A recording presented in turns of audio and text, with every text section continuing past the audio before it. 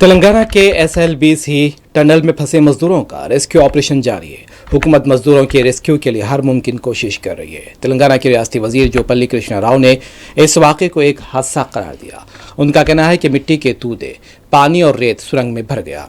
NDRF, आपाशी का अमला और दीगर इमदादी कार्रवाइयों को अंजाम देने की कोशिश में मसरूफ़ है। उन्होंने इस मौके पर अपोजिशन जमातों की तनकीद को महज सियासत करार देते हुए मुस्तरद कर दिया है। हुआ ये जो है इंसान के गलती से नहीं हुआ, गवर्नमेंट के गलती से नहीं हुआ। ये जो फॉर्मेशन जो रहता राख समझो, मट्टी समझो, वो लूज होने से अचानक से पानी और मट्टी जो है पूरे आके पूरे टनल भर गए। पूरे 12-13 फीट जो है पूरे उसमें मड है, मट्टी और पानी भी। तो उसको निकाला बोले तो भी जो है गाड़ी अंदर नहीं जा सकता, क्योंकि पूरे रेल ट्रैक्स है, पूरा क्लीन जेज भी नहीं जाता। तो उसके ऊपर चलना बोले तो पूरे मटेरियल चल भी नहीं सकते।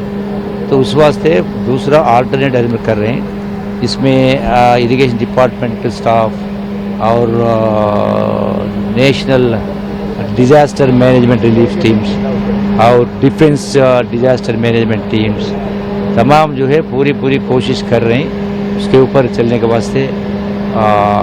ऑलरेडी रात में 3 बजे गए और 12 बजे भी गए 2 टीम्स।